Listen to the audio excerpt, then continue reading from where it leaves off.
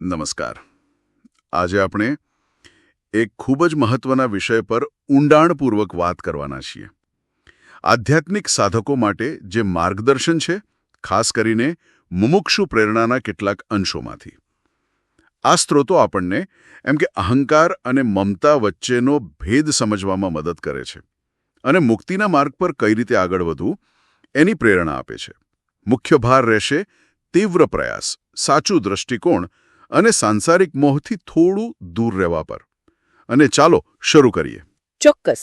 અને આજનો સંદર્ભ જોઈએ તો આ સમજવું ખૂબ જરૂરી છે, કારણ કે આપણી આસપાસનું વાતાવરણ સતત આપણને ભટકાવતું રહે છે.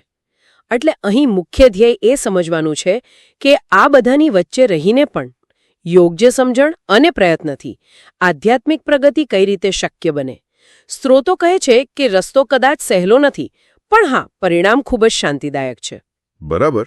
તો પહેલું પગલું જે સ્ત્રોતમાં બતાવ્યું છે એ છે તીવ્ર પુરુષાર્થ. કહેવાયું છે કે સંયમ જો પ્રાપ્ત કરવો હોય તો આના વગર તો ચાલે જ નહીં. જેમ કે પુત્ર મોહ જેવી ઊંડી મમતા છોડવી ખૂબ કઠિન લાગે, નહીં? હા, લાગે તો કઠિન, પણ દૃઢ નિશ્ચય હોય, સતત પ્રયત્ન હોય તો એ શક્ય બને છે. અને સ્ત્રોત એમ પણ કહે છે કે જો ક્યારેક સહેલાઈથી સંયમ મળી જાય તો સમજવું કે એ પહેલા કરેલા પુરુષાર્થનું જ ફળ છે. અને આ પુરુષાર્થ શા માટે આટલું જરૂરી કહ્યો છે?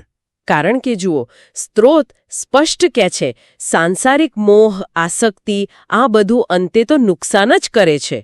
એ દુઃખ અને ખરાબ ગતિ તરફ લઈ જાય છે. એટલે જ સાચી દૃષ્ટિ કેળવણી, જેની શાસ્ત્રોમાં સમ્યક દૃષ્ટિ કહી છે, એ બહુ જ મહત્વનું છે. આવી દૃષ્ટિ જેની પાસે હોય ને, એ વ્યક્તિ ઘર, વ્યાપાર, સંબંધો આ બધી દુન્યવી બાબતોને એક સ્વપ્નની જેમ જુએ છે. સ્વપ્ન જેવી? અચ્છા, એ થોડું વધારે સમજાવશો. એનો મતલબ એવો થયો કે બધું છોડી દેવાનું, નિષ્ક્રિય થઈ જવાનું? ના, બિલકુલ નહીં.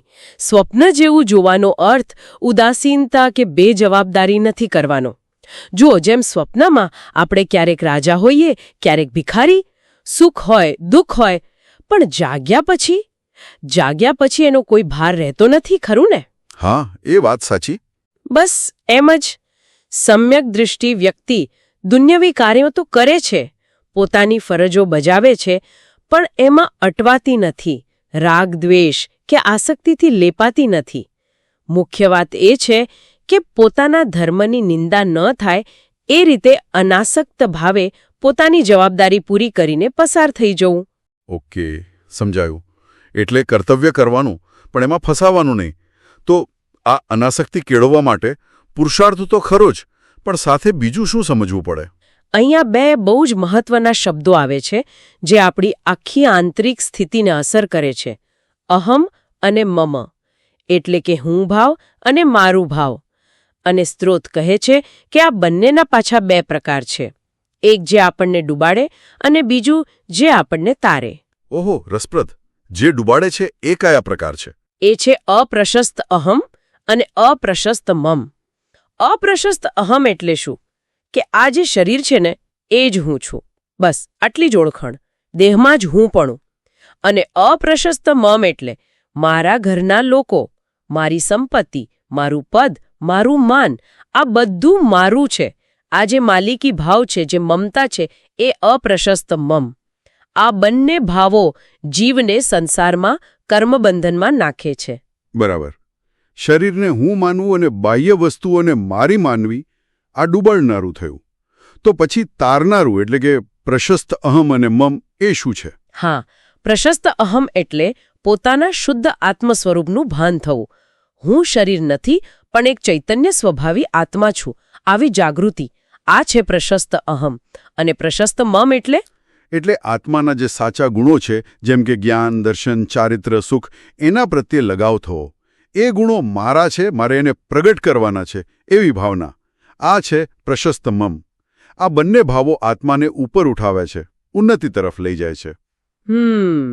અને ખરેખર તો જૈન દર્શનનો એટલે કે જીન શાસનનો આજ તો સાર છે કે અપ્રશસ્તને છોડો અને પ્રશસ્તને કેળવો. આખા જીન શાસનની ગોઠવણ જ એવી રીતે કરાય છે કે એ સાધકને સતત પ્રશસ્ત અહમ અને પ્રશસ્ત મમ તરફ વાળતી રહે, એને પોષણ આપતી રહે. ખરેખર આ ભેદ સમજવો ખૂબ જ અગત્યનું છે. તો આ બધી ચર્ચા પરથી આ પુરુષાર્થ, આ સમ્યક દૃષ્ટિ, અહમ મમનો ભેદ, આ બધું સમજીને શ્રોત આપણને શું કહેવા માંગે છે? અંતે શું કરવાનું છે? અંતે શ્રોત આપણને એક બહુ ગંભીર વાત યાદ અપાવે છે કે આ મનુષ્યભાવ મળવો એ અત્યંત દુર્લભ છે. ખબર નહીં કેટલા કાળ પછી આ તક મળી છે. આપણી સામે મુક્તિનો, સાચા સુખનો દરવાજો ખુલ્લો છે. એક નાવ જેવી તક સામે ઊભી છે. તો શું આવી અમૂલ્ય તક મળ્યા પછી પણ આપણે હજી સંસારની એ જ જૂઠી ભ્રમણાઓમાં, મોહમાયામાં અટવાઈ રહીશું? એટલે સ્ત્રોત કહે છે કે ભાઈ જાગો, ગંભીરતાથી વિચારો અને પોતાના આત્માના કલ્યાણ માટે જે સાચું કર્તવ્ય છે એના માટે તૈયાર થાઓ, સજ્જ થાઓ. ચોક્કસ. સમય વેડફવા જેવો નથી. તો સારાંશમાં કહીએ તો આજના આ માર્ગદર્શનમાંથી મુખ્ય મુદ્દા એ નીકળ્યા કે આધ્યાત્મિક પ્રગતિ કરવી હોય તો એક તો જોઈએ તીવ્ર પુરુષાર્થ. બીજું, જગતની ઘટનાઓને સ્વપ્ન જેવી જોવાની અનાસક્ત દૃષ્ટિ. અને ત્રીજું, પ્રશસ્ત અહમ અને મમને બરાબર સમજીને એને જીવનમાં ઉતારવા. આ પગલાં લેવા જ રહ્યા. બરાબર કહ્યું. અને આ બધી સમજણ આપણને એક બહુ મહત્વના પ્રશ્ન પર, એક વિચાર તરફ દોરી જાય છે. હા, તો શ્રોતાઓ માટે એક વિચાર મૂકીએ છીએ. આપણે સૌ રોજિંદા જીવનમાં વ્યસ્ત છીએ. આપણી દુન્યવી જવાબદારીઓ છે જેને શ્રોતાઓ સ્વપ્નજીવી ગણવાનું કહે છે. તો પ્રશ્ન એ છે કે આ જવાબદારીઓ નિભાવતી વખતે પણ એમાંથી ભાગ્યા વગર આપણે પ્રશસ્ત અહમ, હું શુદ્ધ આત્મા છું, અને પ્રશસ્ત મમ, મારા સાચા ગુણો જ મારા છે, ને સક્રિયપણે આપણા રોજિંદા વ્યવહારમાં કેવી રીતે કેળવી શકીએ? આના પર ચોક્કસપણે મનન કરવા જેવું છે.